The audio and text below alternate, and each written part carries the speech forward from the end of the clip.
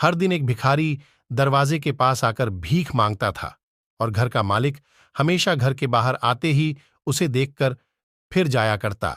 कई बार उसके लिए गालियां भी बकता। वो कहता, तू जिंदा ही क्यों है? पूरी जिंदगी ऐसे ही भीख मांगेगा क्या? धरती का बोझ क्यों बना बैठा है?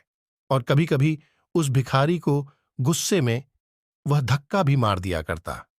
इतना कुछ हो जाने के बाद अधिकारी के मुंह से सिर्फ यही निकलता कि भगवान भगवान तुम्हारे पापों को माफ करे। एक बार सेठ को धंधे में बड़ा नुकसान होने की खबर मिली। सेठ बहुत परेशान था कि तभी उसके दरवाजे पर वही भिखारी आया। गुस्से में अपना आपा खोते हुए सेठ ने उस भिखारी को पत्थर दे मारा। पत्थर लगने के कारण भिखारी का सर फूट गया और उसके सर से खून बहने लगा।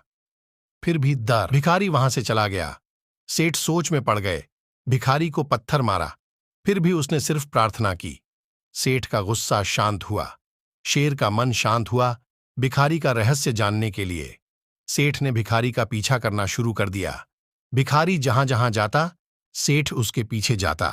सेठ ने देखा कि कोई उसको खाना देता, कोई उसको मारता, कोई अपमानित करता तो कोई गाली द। अब रात होने को आई थी।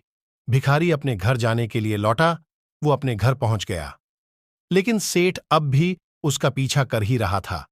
एक पुरानी टूटी हुई खटिया पर एक बूढ़ी औरत लेटी हुई थी, काफी कमजोर और बीमार लग रही थी। वह भिखारी की पत्नी थी। अपने पति को वापस आता देख वह खाट से उठ खड़ी हुई। पत्नी ने अपने पति के भीख वाले कटोरे में देखा, उसमें सिर्फ बूढ़ा भिखारी बोला, आज बस इतना ही मिला, किसी ने कुछ दिया ही नहीं।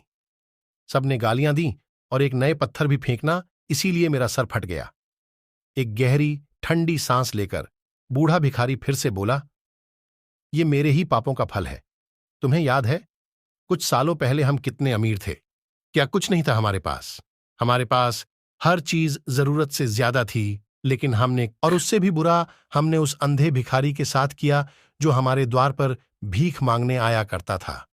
बूढ़ी पत्नी की आंखों में आंसू आ गए। वह बोली, हां, हम उस बेचारे अंधे के साथ बहुत बुरा करते थे, उसका अपमान करते थे, उसे खाने के लिए रोटी की जगह कागज दिया करते, उसका मजाक उड़ाया करते और कभी कभी मारा भी करते। मैंने कभी उसको रास्ता नहीं दिखाए। सेठ वहीं पर छुपकर यह सारी बातें सुन रहा था। अब उसे सब कुछ समझ में आ गया था। भिखारी और उसकी पत्नी ने वह आधी रोटी मिल बांट कर खाएं और भगवान को धन्यवाद बोलकर सो गए। अगले दिन बड़ा भिखारी फिर से भीख मांगने गया।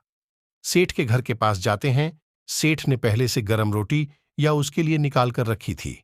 उसे देते हुए सेठ विनम्रता से बोला, माफ कर दीजिए। इस कहानी से जो सीख लेने लायक है वह बड़ी ही सिंपल है कि आदमी चाहे किसी के बारे में बुरा कहे या भला करें, लेकिन भगवान सिर्फ कर्म के हिसाब से उसको फल देता है। क्या हुआ अगर भगवान नहीं दिखता है? लेकिन यह बात बिल्कुल सच है, उसके खाते में सबका हिसाब बहुत बहुत पक्का होता है। इसलिए जब किसी के लिए कुछ भी करो तो अच्छा ही करो। पढ़िए अगली इमोशन।